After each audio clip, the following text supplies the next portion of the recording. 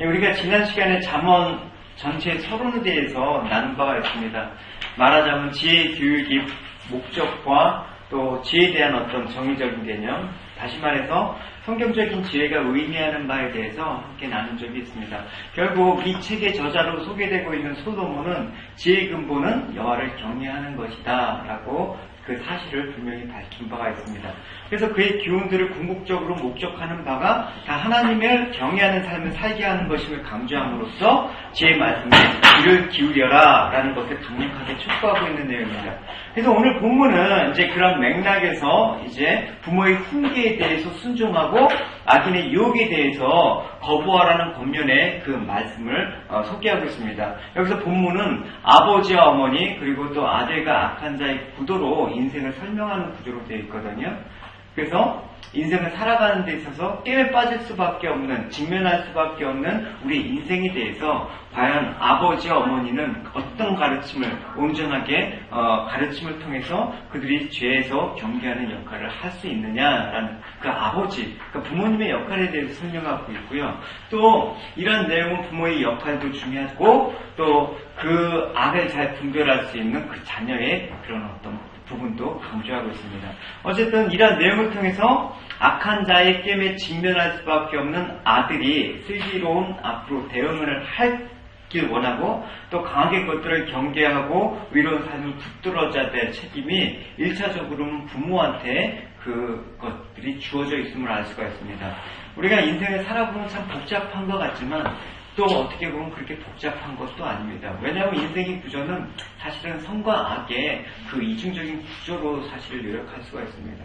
그래서 우리는 다 그 이중적인 구조 속에서 내 가치가 어느 쪽으로 향하느냐에 따라서 그 인생들은 갈리기 마련이죠. 그래서 늘 악은 선한 인생을 끊임없이 유혹하고 파멸에 빠뜨리는 어떤 위협적인 세력으로 소개가 되고 있고 또 무고한 사람의 인생을 파멸과 죽음으로 몰아넣는 그 죄악이다.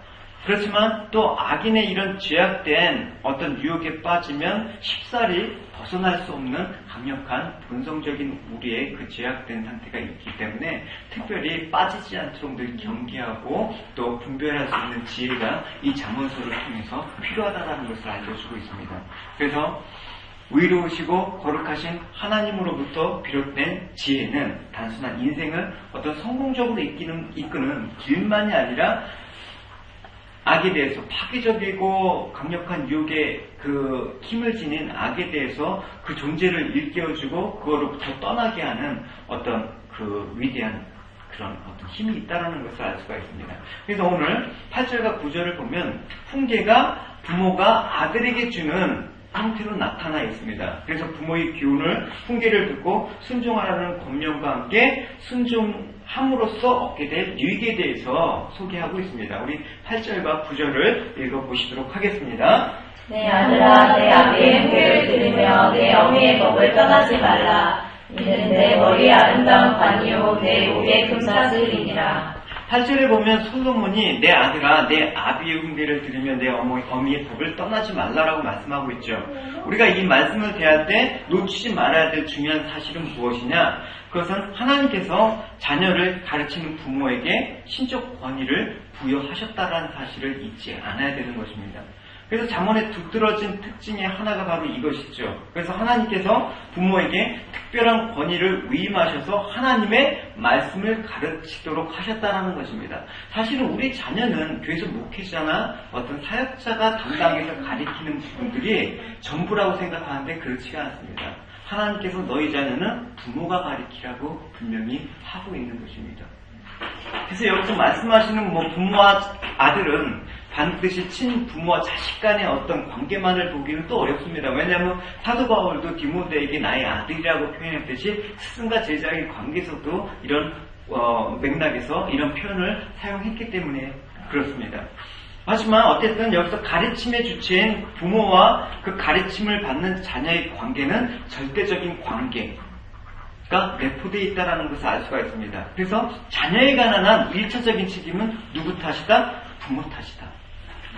누굴 원망할 필요, 내 자녀가 이렇게 되고, 내 자녀가 이렇게 삐뚤게 되고, 내 자녀가 이렇게 어떤 분별을 못하고, 이런 모든 책임은 1차적으로 하나님께서 부모에게 물으신다는 사실을 우리는 잊지 않아야 된다는 것이죠. 그래서 이렇게 고귀한 사명이 부여되었기 때문에 부모들은 하나님 말씀에 대해서 정통해야 되는 것입니다. 뭘 가르치겠습니까? 우리 자녀에게 세상을 살아가는 어떤 지식과 어떤 실천적인 어떤 이론을 가르쳐서 그 자녀가 과연 성공을 할 수가 있겠습니까? 그렇지 않다라는 것입니다. 그렇기 때문에 하나님 말씀을 부모가 잘 알아야 되고 또 그 말씀대로 잘 살아야 된다는 것입니다. 그래서 오늘 믿음의 부모들이 반드시 알아야 될 실천적인 사명이기도 하죠. 에베소서 6장 4절에 또 이렇게 얘기하고 있습니다. 내 아비들아 너희 자녀들을 노엽게 하지 말고 오직 주의 교훈과 훈계로 양육하라. 주의 교훈과 훈계로 양육하라는 거죠. 8절에서 보면 내 아비 훈계라는 구절이 나오지 않습니까? 이 훈계라고 번역된 히브리어 무사라는 단어가 있는데 이거는 그냥 말로만 가르치는 게 아니라 그 가르침과 훈련이라는 그 말이 동시에 포함되고 있는 의미가 이 무사르래요. 그러니까 이거는 말로 가르치는 거 외에 인격적으로 가다듬을 수 있는 실제적인 훈련이 내포되어 있는 단어가 이 무사르, 훈계에 포함되어 있는 것입니다. 여러분, 조각가가 어떤 이미지를 갖고 있습니다. 이 돌을 보고. 그러면 이 생각을 만약에 다른 사람한테 얘기해 줄 때 이 돌을 보고 한번 이거를 떠올려봐. 이렇게만 할 수가 없잖아요. 그래서 그 생각을 가리키해서 돌을 실제적으로 다듬어서 그 형상대로 만들어서 내가 생각하고 있는 게 바로 이거다라고 보여줄 수 있는 그 결과물을 내놓죠. 그러니까 내 마음, 내가 신앙적으로 갖고 있는 어떤 믿음의 그런 모습들을 실질적으로 실천할 수 있는 훈련의 장을 마련할 수 있는 게 가정이기도 한 거예요.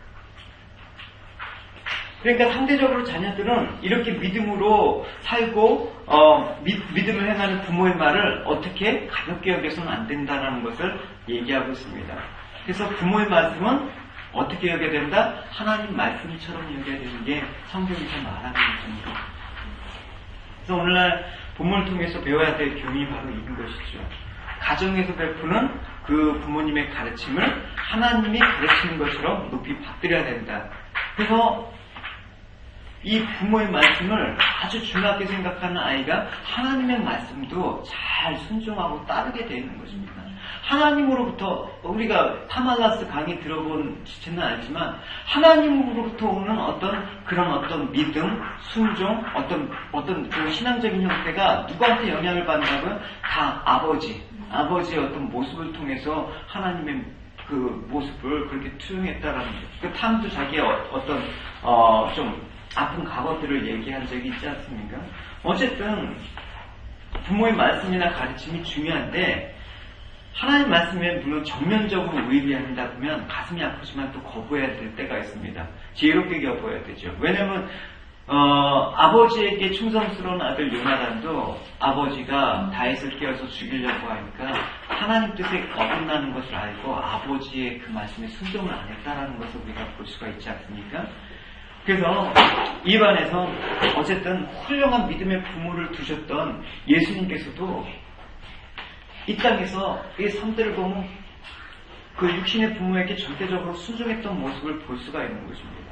그래서 가끔은 여러분 믿음이 있는데 그 부모한테 대한 태도나 이런 것들이 참 불순하면 과연 저 믿음이 진짜일까라는 의심이 들 때가 많이 있어요. 그래서 예수님도 그 부모의 가르침 바에서 철저하게 순종함으로 받아들였다는 것을 볼 수가 있습니다. 가나안 포도잔치에서도 어머님 마리아가 간곡한 요청을 하죠. 근데 사실은 예수님께서는 아직 내 때가 아닙니다, 어머니. 이렇게 함에도 불구하고 그 간곡한 간청에 순종을 했던 그 예수님의 모습도 볼 수가 있는 것입니다. 그러니까 이게 아름다. 자녀에게는 부모님한테 순종하는 모습이 아름다운 것입니다. 우리 자녀들한테 요즘은 반대가 있어요. 자녀들 말이라면 자녀들 말에 순종하는 부모의 모습이 있는 거예요. 이게 거꾸로 가는 거예요. 자녀들이 해달라는 대로 부모가 다 해주고 오냐 하니까 자녀들이 막 가는 거예요. 질서가 바뀐 거 아니에요. 집에서 왕이 자녀가 되어버렸어요. 자녀 하나를 높이기 위해서 부모가 인생을 다 바치는 거예요. 성경적이지 않습니다. 그렇죠? 자녀가 부모의 말에 권위를 갖지 못하고 그러면 그 자녀는 나중에 성장하잖아요. 호로자가 됩니다. 그래서 우리도 가끔은 사춘기 때 반하는 문화 있죠. 부모님 교훈을 잔소리 정도로 여기고 흘릴 것도 있겠지만 우리가 알아야 될 것은 눈에 보이는 하나님께서 순종하라고 명령하신 그 눈에 보이는 부모님의 말씀을 순종하지 못한 사람은 결코 하나님의 말씀도 순종하지 못한다라고. 그래서 효와 어떤 하나님에 대한 어떤 경외함은 같게 가요. 효도하지 못하는데 하나님을 경외한다? 그건 엉터리예요. 그죠? 그래서 눈에 보이는 부모님을 사랑하지 않는데 하나님을 사랑한다? 거짓말이에요. 눈에 보이는 부모님을 공경하지도 않고 권위를 인정하지 않는 자가 하나님을 경외하고 그 권위를 순복한다? 있을 수가 없는 일이란 말이에요. 그래서 아버지의 훈계와 어머니의 법을 따르게 될 때 그 부모의 권위를 인정하고 교훈에 순종한 결과에 대해서 분명히 구절은 나오지 않습니까? 뭐라고 나와 있습니까? 내 머리 아름다운 관이다. 내 목에 금사슬이다. 내가 인정을 받고 영광을 얻게 된다라는 것입니다. 하나님께 인정을 받는다라는 거예요. 그래서 부모의 훈계를 따르는 자는 온전한 인격을 지니게 되고 또 어디에 있든지 하나님의 그 영예를 잊게 되는 그런 축복을 얻을 수가 있습니다. 부모한테 효도하는 자식이 잘못되지 않아요. 대부분 부모한테 효도한 자식들의 모습을 보면 이 사회적으로도 다 존경받고 인정받는 모습을 볼 수가 있는 것이죠. 이제 10절 이하에 보면 부모의 훈계에 순종하라는 교훈에 의해서 이제 그 악한 자의 유혹에 경계하라는 교훈이 이제 주어집니다. 그래서 부모의 지혜의 말씀에 순종해서 하나님의 말씀을 가르쳐 순종하도록 하는 그 일을 잘 부모가 하고 또 한 가지 해야 될 일은 이제 악한 것에 대한 위험에 대한 그런 어떤 분별력, 경고, 경계함을 가르쳐야 된다는 것입니다. 즉 말하자면 이제 세상에 대한 저항력을 길러줌으로써 자녀를 보호하라 이 말입니다. 사실은 언제까지나 내 자녀가 내 가정의 울타리, 내 어떤 영향력, 내 그 신체적인 어떤 영향력 안에 있을 수는 없어요. 성장이 되면 떠나보내야 되는 것입니다. 지금 그렇대요. 예교가 이제 만 18세가 넘어가니까 우리 집 정부로부터 받은 모든 명단에서 다 재 있어요. 헬스카드도 예교 이름만 빠졌어요. 이제 지 일은 이제 아까는 해야 된다기 때문에 이제는 해야 되는 건데 문제는 이 가정이라는 울타리를 넘어섰을 때 틀림없이 이 울타리 안에는 어느 정도 보호가 가능하잖아요. 근데 이 울타리 밖에는 지가 이제 직면한 어떤 악함에 대한 것들을 분별하고 스스로 이길 수 있는 저항력이 길러져야 된다는 것입니다. 그러니까 그때를 위해서 어린 자녀에게 이 악한 것에 대한 분별력과 그런 지혜를 가르쳐야 되는 그 일을 부모는 해야 된다는 것입니다. 그러니까 이제 아이들이 이제 성장함에 따라서 다른 세계로 접하지 않습니까? 많은 사람들과 다른 가치관을 접하게 됩니다. 그래서 가치관이 혼동때가 있는 것입니다. 왜 그렇습니까? 어렸을 때부터 하나님을 경외하고 하나님의 말씀에 순종하는 그 가치관 형성이 안 되면 청소년기 때 그 수많은 가치관을 접하면서 그게 좋은 가치관이고 그 사람을 바르게 이끄는 가치관이면 좋은데 그러기가 참 힘들잖아요. 그러니까 그 가치관에 물들게 되는 거예요. 지금 어렸을 땐 다 이뻐 보이죠. 다 어렸을 때는 부모 생각대로 따라줄 것 같죠.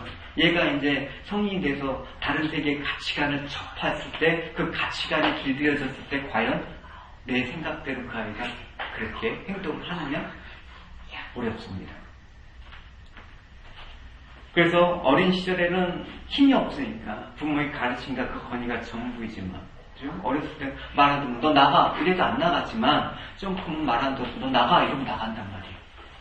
왜? 다른 가치를 찾을 수 있는 어떤 그것들이 생겼기 때문에 그런 거예요. 그러니까 점점 사회적 문화적인 그 권위에 속하게 되면서 자기가 속한 새로운 집단에 인정받으려고 하는 욕구가 생긴단 말입니다. 이 과정에서 부모의 훈계와 다른 어떤 지혜의 기운을 어떤 하나님의 말씀을 거스르는 욕구와 유혹에 부딪히게 반드시 마련이에요. 그래서 부모는 지혜를 가르치는 것만큼이나 악에 대한 경계심을 가질 수 있는 그 가르침을 자녀에게 줘야 되는 것입니다. 너가 세상에 접하게 될 때 이런 것들이 있다, 이런 것들이 있다, 이런 것들을 말씀 속에서 분별해야 된다. 이런 것들을 가르치지 않으면 안 된다는 것입니다. 10절을 여러분 보십시오. 내 아들아, 악한 자가 너를 꿰지라도 쫓지 말며. 악한 자가 꾀다는 말은 여러분 뭐 너 안 따르면 죽어 이런 느낌이 아니잖아요. 아주 달콤한 말로 꾀이는 거예요. 아주 달콤하게 가만히 있어도 너를 유혹한다고 해도 따라가지 말라 이렇게 얘기를 하는 것입니다. 그 유혹의 말이 결국 타인을 파멸로 몰아넣고 자기의 유익을 채우고자 하는 목적을 달성하는 데 있기 때문에 결국 그 사람을 죽이게 된다는 것이죠. 11절과 12절을 읽어보도록 할게요. 그들이 내게 말하기를 우리와 함께 가자. 우리가 가만히 엎드렸다가 산을 피를 흘리자. 죄 없는 자를 까닭없이 숨어 기다리다가 음두같이 그들을 산채로 삼키며 눈에 내려가는 자 같게 통으로 삼키자.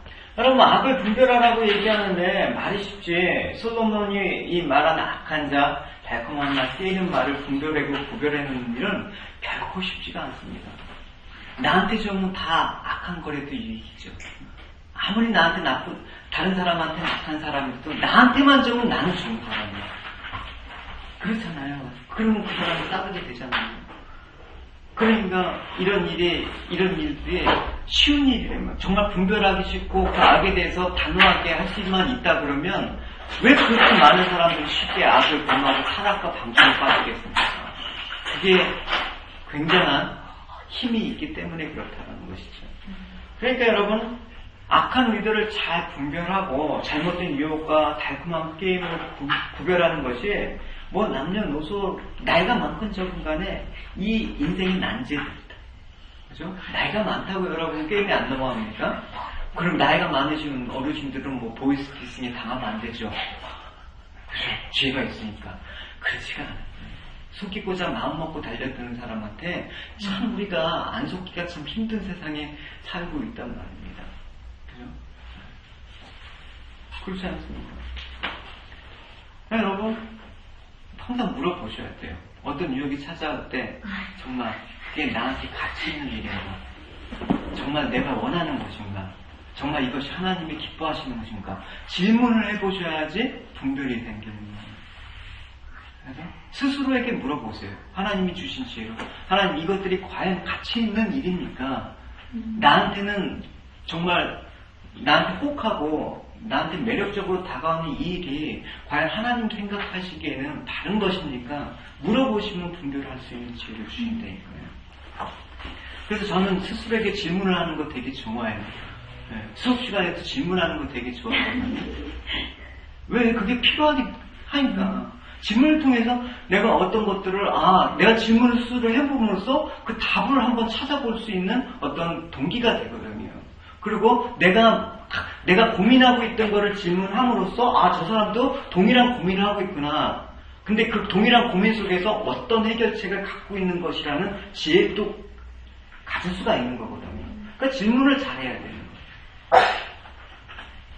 그러니까 이 감정에 막 쉽게 휘둘릴 수가 있잖아요. 특별히 여러분 젊을수록 감정이 어떤 절제와 생각을 구별해서 선한 길로만 행할 수 있는 그 분별력, 객관적인 분별력을 갖기가 되게 쉽지 않습니다.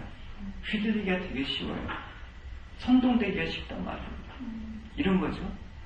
고사리가 몸에 그렇게 나쁜 거 아십니까? 아주 나빠요. 발암물질 덩어리예요. 그래서 고사리 동의보감 원전에 따르면 고사리를 3년만 먹으면 치명적인 암에 발생할 확률이 70%가 넘는데요. 여러분 고사리 먹을 때 조심하셔야 됩니다. 하시면 안 돼요. 왜냐, 제가 어떤 여러분들을 속이기 위해서 동의보감에 나와 있는 그 원전에 따르면 그 근거 없는 얘기예요. 그죠? 그러니까 얼마든지 어떤 통계나 어떤 사실을 갖고 페이크 뉴스를 만들어내요. 그러니까 사람 선동하고 넘어가는 건 간단한 거라니까요. 그러면 물어봐야 돼요. 동의보감에 그런 내용이 있었나? 나 본 적이 없는데? 그렇게 여러분 분별을 하셔야 된다니까요.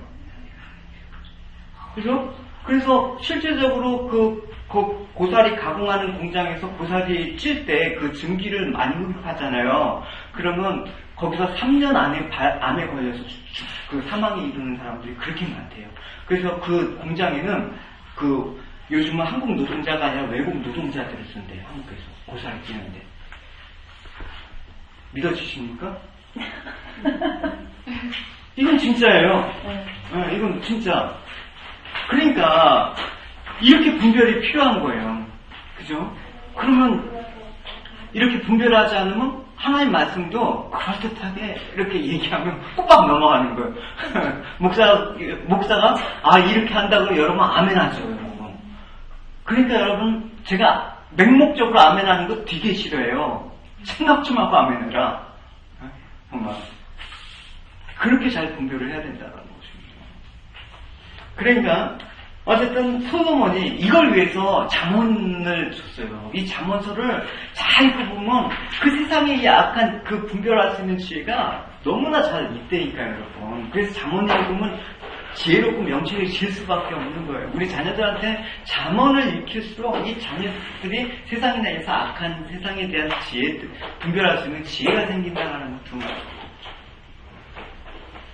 그러니까 솔로몬은 자신도 이미 경험한 바이지 않습니까? 수많은 게임에 빠져서 수많은 여인들의 유혹에 빠져서 방탕과 사치를 일관하다가 이제 자기 인생의 패망에서 하나님의 은혜로 다시 이 잠언을 기록하면서 이렇게 해서 인생을 망친 본인뿐만 아니라 다른 사람을 보았기 때문에 그 악한 자의 게임이 얼마나 강력하고 파괴적인가를 체험했기 때문에 너희들은 나의 자녀들은 이르지 않다라는 아주 강력한 그 권면의 말씀이 잠언에 있는 거예요.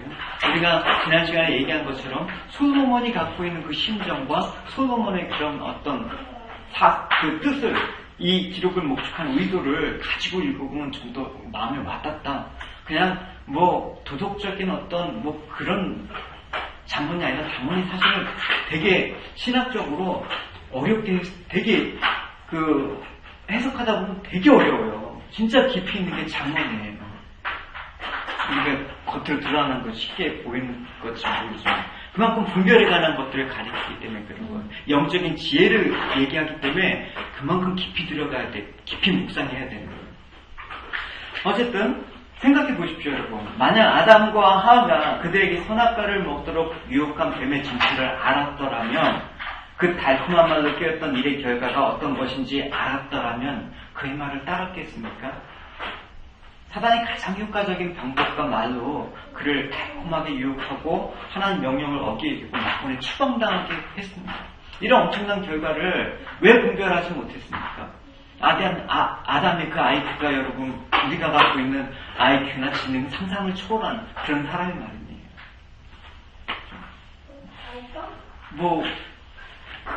그런지는 모르지만 어쨌든 믿거나 말거나 아담이 그때 당시 그 당시에 에덴 동산에서 사용했던 구사하는 어휘가 30만 단어였대요.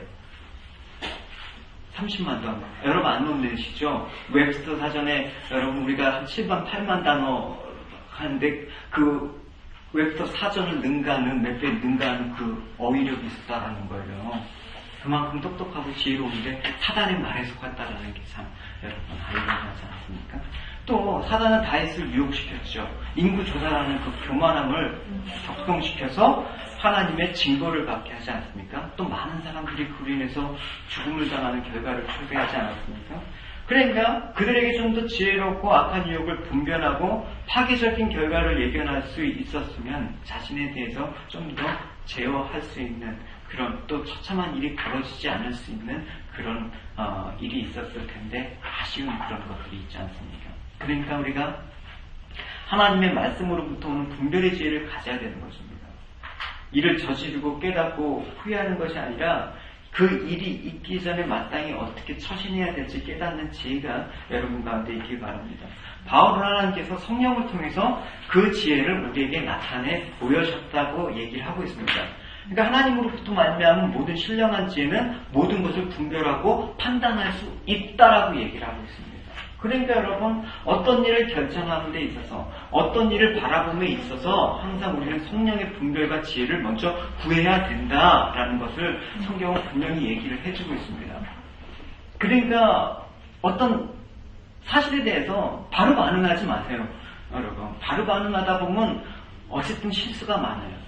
그러니까 잠깐 생각할 시간을 갖고 여러 가지 이 상황들에 대해서 스스로에게 질문을 해보고 하나님께 지혜를 구하는 그런 시간이 꼭 필요하단 말입니다. 그래서 우리에게는 하나님께서 주신 이런 참된 지혜가 필요합니다.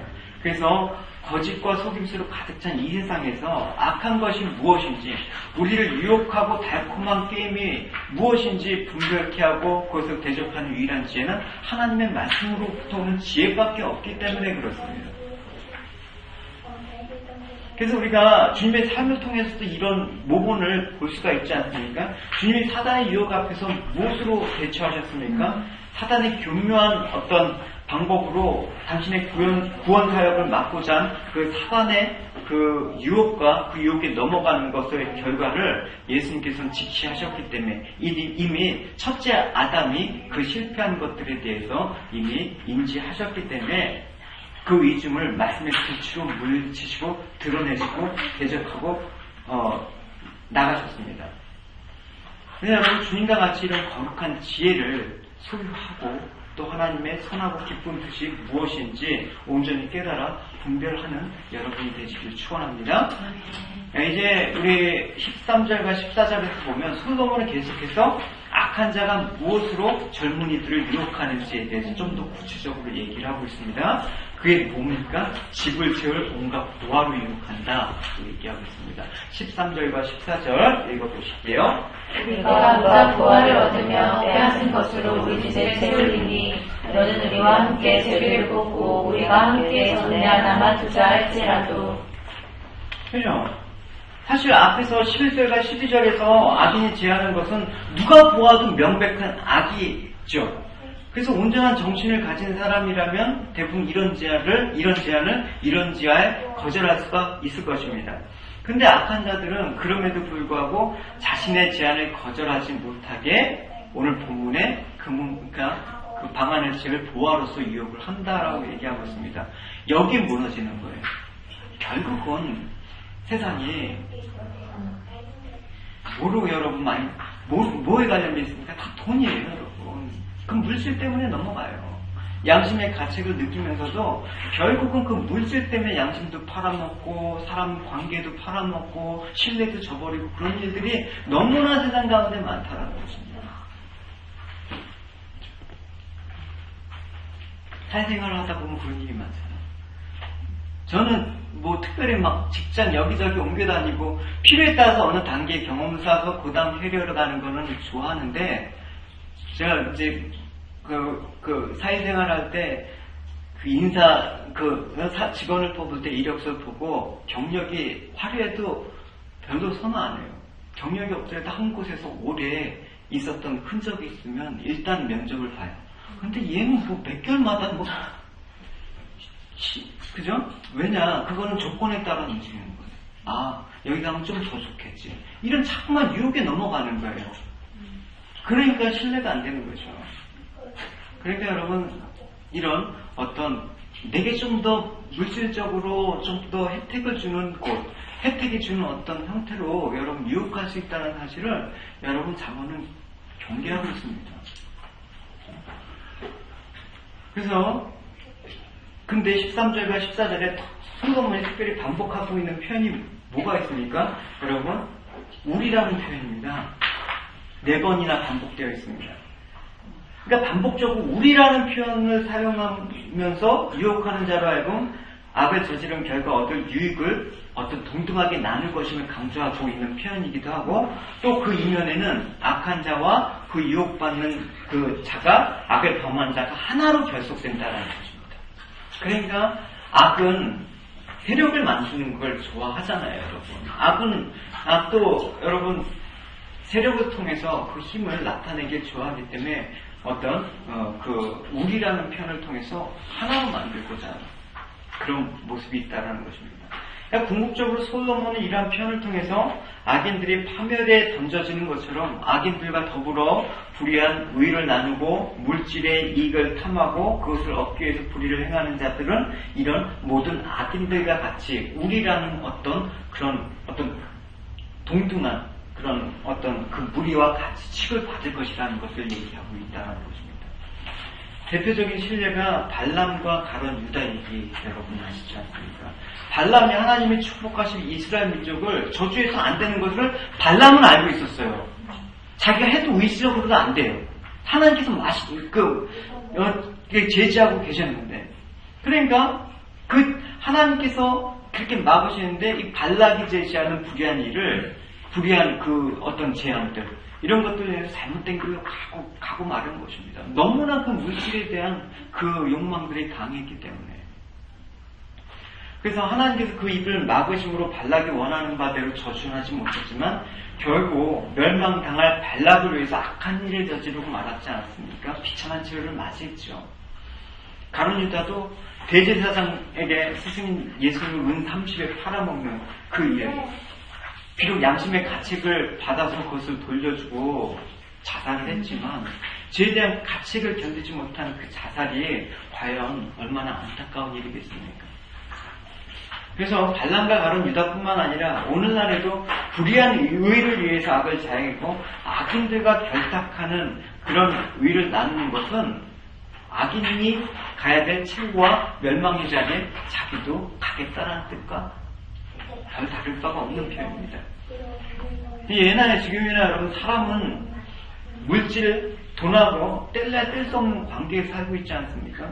그러니까 돈이라는 것은 육체적인 삶을 영위하기 위해서 필요한 것이고 또 없어서도 안 되는 것이죠.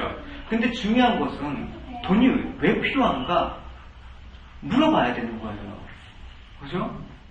다 사람들이 돈이 필요하대. 돈이 왜 필요하지? 그게 너한테 진짜 필요한 거야? 한번 물어봐야 돼. 그죠? 돈이 있으면 물어봐. 그래, 돈이 왜 필요한데? 차를 사고 싶어. 그래? 그 차가 과연 너한테 필요한가? 그럼 물어봐야 돼요. 왜냐? 보니까 그 사람은 아직 차가 쓸만해. 정말 차가 없거나 차가 진짜 고장나고 하는 게 아니라 차가 산 지 얼마 안 됐는데 돈이 있으니까 더 좋은 차를 사고 싶어갖고 그것들을 좀 과시하고 싶은 마음이 있기 때문에 돈이 필요한 거고 차를 사고 싶은 거야. 그럴 때는 물어봐야 된다니까. 돈이 정말 왜 필요하니? 차를 사야 돼. 차가 너한테 지금 정말 필요해? 사서 뭐하게? 물어봐야 된다니까요.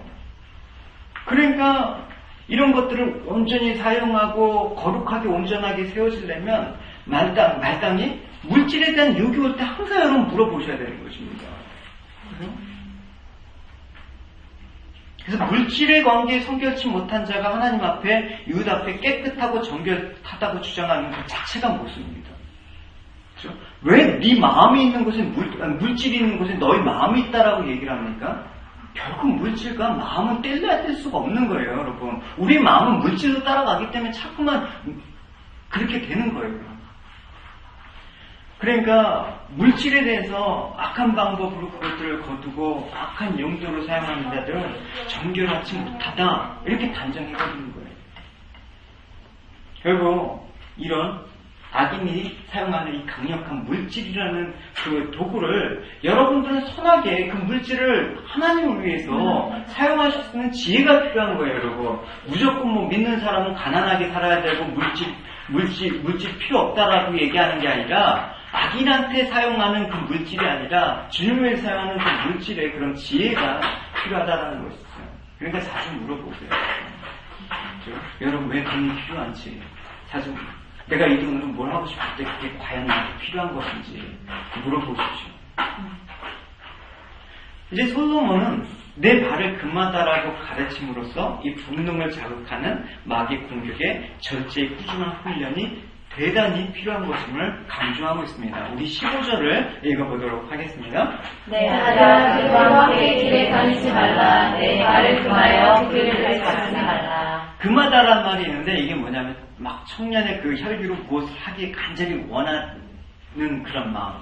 근데 욕구를 억누르고 절제할 수 있는 그 능력을 금하다.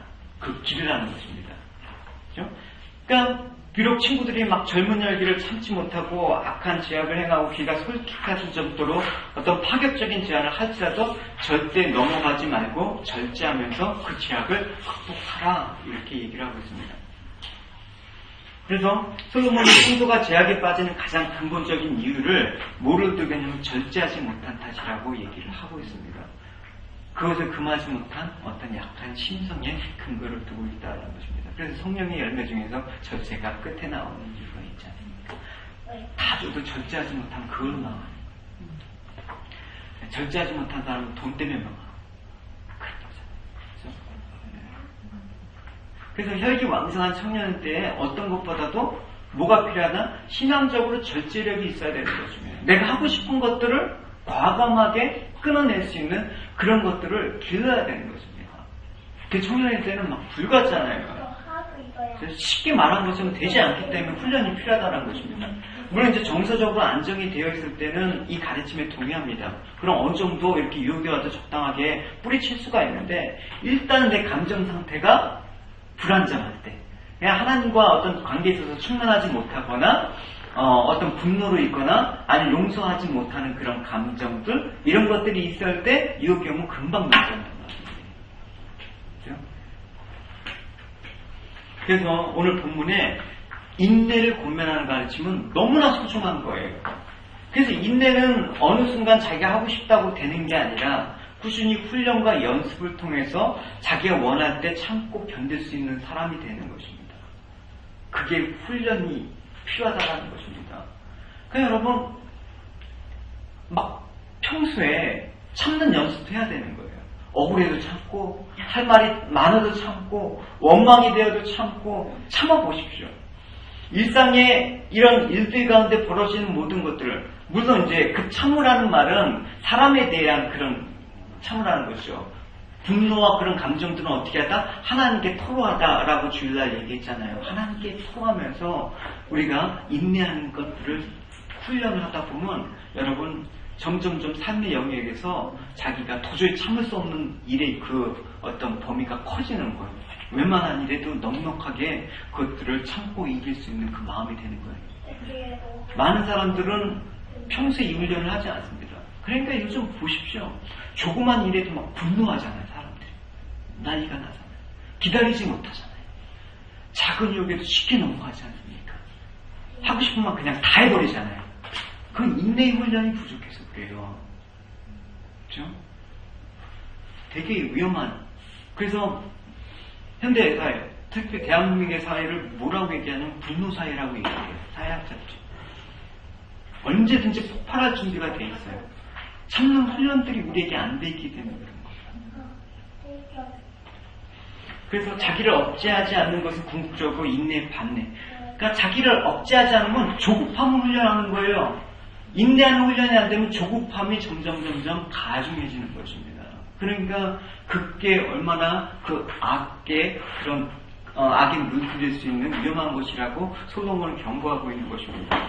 그러니까 여러분 막 상황이 느닷없이 막 분노의 감정이 들거나 어떤 말초적인 본능을 자극하는 그런 감정적인 것들이 들어오게 될 때 어떻게 합니까? 인내를 배워야 되는 것입니다.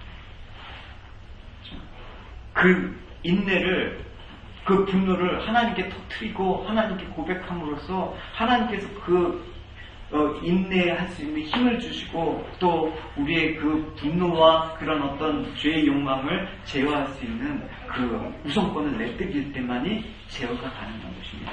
이게 저하면 감옥에 여러분 뭐 교도소에 가보면 정말 여기 있어서는 안 될 사람들이 와요. 왜 그렇습니까? 그냥 욱해서.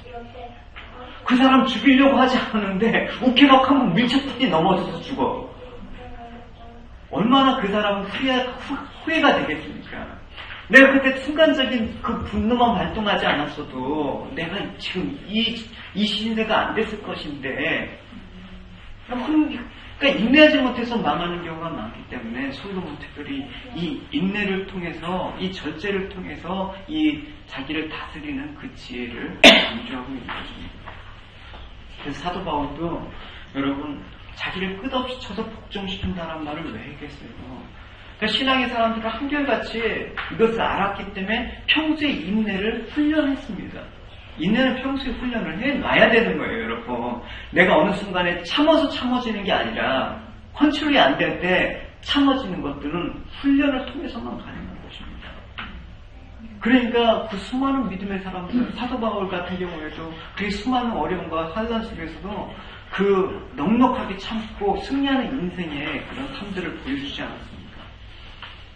네, 여러분, 이 말씀을 가슴에 잘 새기고 스스로 인내를 연단하고 훈련하고 시험을 이기는 분노의 격한 감정을 이기고 용서하지 못하는 마음을 이기고 사단의 강렬한 유혹도 이겨 여러분이 하나님 기뻐하시고 원하시는 그런 영광의 자리에 서 있기를 바랍니다.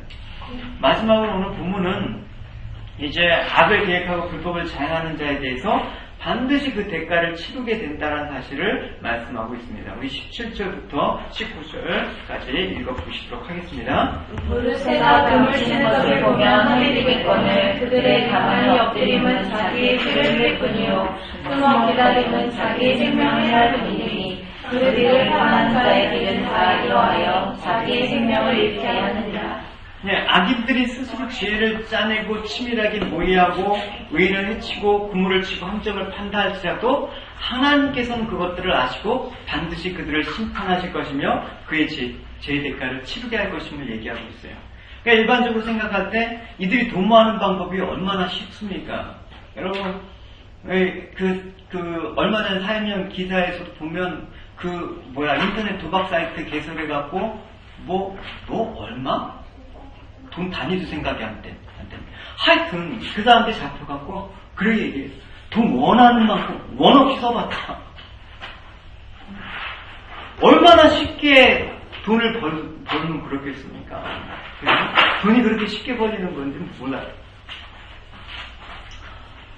그러니까 그 인생이 여러분 돈이 쉽게 벌려갖고 행복한 인생 같은데 결국 하나님께서 모든 그 죄의 대가를 치르게 하실 것이라는 그 말이 타의적으로도 적용되지 않습니다.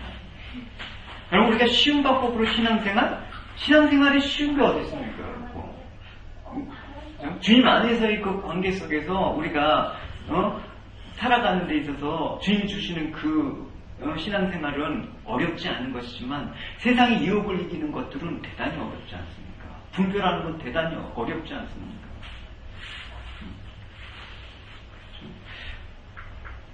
그래서 이들이 도모하는 방법이 되게 쉽고 정말 쉽게 그 악의 그 계획이 이루어질 것처럼 보이고 대적할 힘이 없는 이들이 이렇게 당할 것 같지만 하나님께서는 그 불의를 지켜보시지 아니하시고 무관희생을 그냥 내버려 두지 않으실 것이라는 그 말씀을 하고 있습니다. 반드시 하나님은 공의와 정의를 훼손시킬 수가 없기 때문에 스스로 그 공의를 위해서 징계를 하시고 심판하신다는 사실을 우리는 잊어서는 안 되는 것입니다. 그래서 우리가 보기에는 불법과 불의를 자행하는 일이 세상에서 재산도 모으고 쉽게 돈도 벌이고 세상에서 떵떵거리는 것 같지만 호의호식하는 것 같이 보이지만 그건 그들의 착각이고 생각이다. 반드시 그 죄값을 물을 것이다. 주님만 심판을 내릴 것이라는 그 경고를 하고 있는 것입니다. 그 대표적인 인물이 누구일까요? 에스더에 나온 하만을 볼 수 있지 않습니까? 당시 유다인들은 페르시아 제국의 포로에 불과했습니다. 그 제국 내에서도 정말 가장 힘이 없고 미약한 그런 민족, 약속 민족이었거든요. 그런데 그 당시 그 권력의 서열 2인자가 누구였습니까? 왕 다음에 서열의 2인자가 국무총리격인 하만이었어요. 근데 하만은 유다 백성들을 싫어했습니다. 왜 싫어했습니까? 다 자기를 왕처럼 높여주기 원하는데 유다 민족들은 잘 안 따라주는 거예요. 그러니까 자기를 향해서 절하지 않는 모르드게로 인해서 이참에 저들을 싹 진멸해버리겠다라고 계획을 세우지 않습니까? 그래서 유다 민족을 죽이기 위해서 치밀한 각본을 세웠고 순조롭게 진행되는 것처럼 보였습니다. 정말 순탄하게 거침없이 이제 유다 민족들은 이제 멸종당하는 거는 이제 시간 문제인 것 같았습니다. 근데 사건의 결말은 무엇입니까? 예상했던 것과는 정반대로 모르드게가 달려서 죽이려고 하는 그 나무에 자기가 매달려서 죽죠. 그가 결국은 유다 민족을 치려고 재산을 탈취했던 그런 자들이 오히려 자기들이 진멸당하고 재산을 탈취당하는 그런 일들이 벌어지고 말았습니다. 그러니까 여러분, 하나님의 공의는 불의한 땅 가운데 더욱더 살아있음을 느끼게 되는 거예요. 악인의 도모를 성취된 것들을 그대로 두지 않으시고 약한 자들, 의인을 비참한 상황 가운데 버려두지 않으시고 돌보시는 하나님의 공의로우심은 결국 우리에 대한 하나님의 사랑이기도 한 것이죠. 그래서 여러분, 우리가 이 세상 가운데 악한 세력이 더욱더 기승을 부리는 가운데 이렇게 하나님께서 나의 편이 되셔서 또 이렇게 이 악에 대한 보응을 하신다라고 할 때 내가 하나님 편이 됐다고 안심하면 안 돼요, 여러분. 그죠? 나는 언제든지 이들의 편에 설 수 있는 자임을 경계하고 항상 하나님으로부터 오는 지혜와 겸손한 마음이 여러분이 있길 원하는 것입니다. 그것이 잠언을 통해서 받는 유익이고 또 가장 중요한 일이라고 할 수가 있는 것입니다. 그래서 이 사실을 기억함으로써 결국 하나님이 그 의로움과 그 선함을 여러분 인생 가운데 끝까지 이뤄 나가실 수 있도록 그 지혜가 하나님을 경외하는 그 지혜가 여러분 가운데 있기를 축원합니다. 여러분의 자녀들 또 내가 또 자녀로서 부모도 그런 어떤 가르침에 대해서 잘 순종하시고 여러분들이 또 그렇게 하나님 말씀으로 또 가르치고 세워가는 그런 삶 살 수 있기를 바랍니다. 우리 기도하시겠습니다. 하나님 감사합니다. 우리의 자녀들이 하나님과 하나님 말씀들을 관념적으로나 또 피상적인 어떤 문자나 그런 대상으로 바라보지 않도록 하여 주시고 실제적인 하나님과의 관계에 있어서 하나님의 그 지혜를 배워나가는 아버지 그런 자녀들 될 수 있도록 축복하여 주시옵소서. 일상 여러 상황들이 있지만 자녀들과 하나님의 말씀에 관해서 나눌 때 이 말씀이신 하나님이 우리 가운데 임재해 주셔서 더욱 하나님을 사랑하는 저 에담의 자녀들이 될 수 있도록 축복하여 주시옵소서. 또 하나님의 자녀들인 저희들도 하나님과 실제적인 관계 속에서 하나님 일상의 대화들을 영적인 아버지 하나님의 지혜로 채워나갈 수 있는 그런 은혜 허락해 주셔서 매일 우리의 삶들을 결단하고 매일 성령님과 교제하여 예수님으로 가득 채워지기를 소망합니다. 은혜 없이 살 수 없는 이 시대 가운데 오직 주님만을 바라보게 하시고 세상 속에서 죄의 유혹들을 물리쳐 믿음으로 하나님 그 삶들을 하나님께 가져가는 주의 자녀들 될 수 있도록 인도하여 주시옵소서. 감사드리며 예수님의 이름으로 기도드렸습니다. 아멘.